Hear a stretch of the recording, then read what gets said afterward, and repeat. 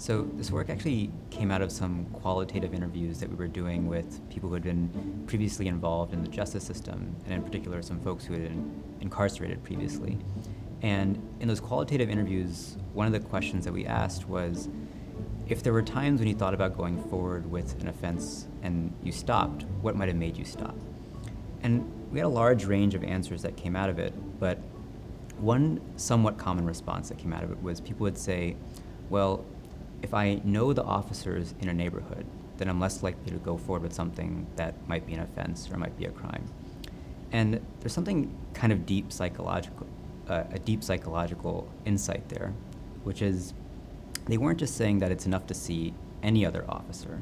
Any other officer might not really know what I'm up to.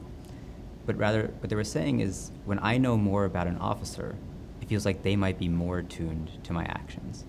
And that's not just something that's about how people perceive officers or think through other aspects of the criminal justice system. That relates to how people see others more generally.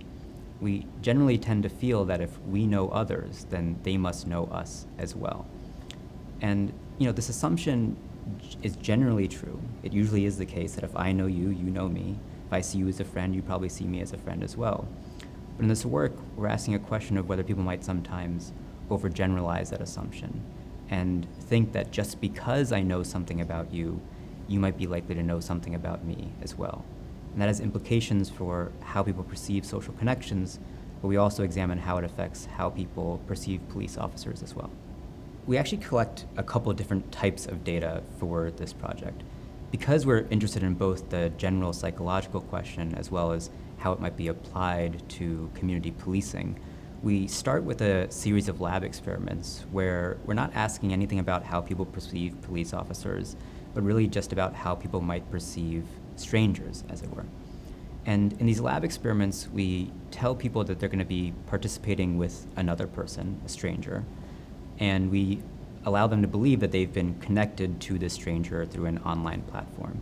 Now, there's some deception involved here because there is no other person, but rather we're simulating that other person and how that person might be responding to the participants. And in these studies, we basically, our big experimental manipulation or conditions are whether we show participants information about their partner, as it were. So in one study, for example, we ask people to answer a few different basic demographics questions, multiple choice demographics questions, like what's your marital status, what's your employment status, what type of area do you live in? And we either show them their partner's responses or we don't. And these responses are just randomly generated because there is no other person. And then we ask participants how much they feel like their partner already knows them. And in the conditions where participants see information about their partner, they think their partner knows more about them, even though nothing additional has been shared with participants.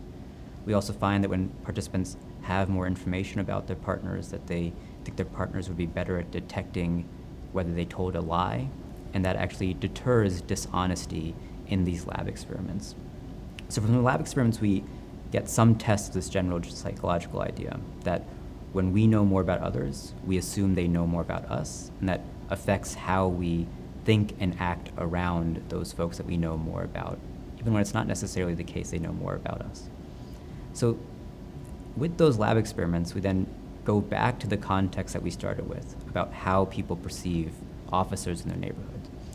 And in lots of police departments, there's a push towards thinking about different community policing strategies where the goal is for officers to start up conversations with community members, the idea being that this would hopefully make policing more responsive to the concerns in the community.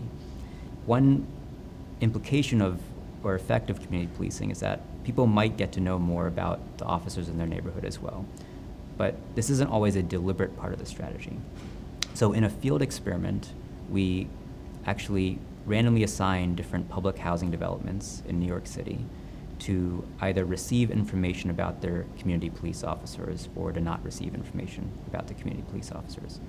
So one set of housing developments, we don't do anything at all, it's business as usual. But for another set of housing developments, we asked officers to fill out a survey where they could pick about 3 to 5 questions about themselves. What are their favorite hobbies? what's their favorite sports team, how long have they been a police officer. And we turn those little factoids into a business card that has their contact information, but also those 3 facts about the officer. And we also create a letter on behalf of the officer that elaborates on those 3 facts.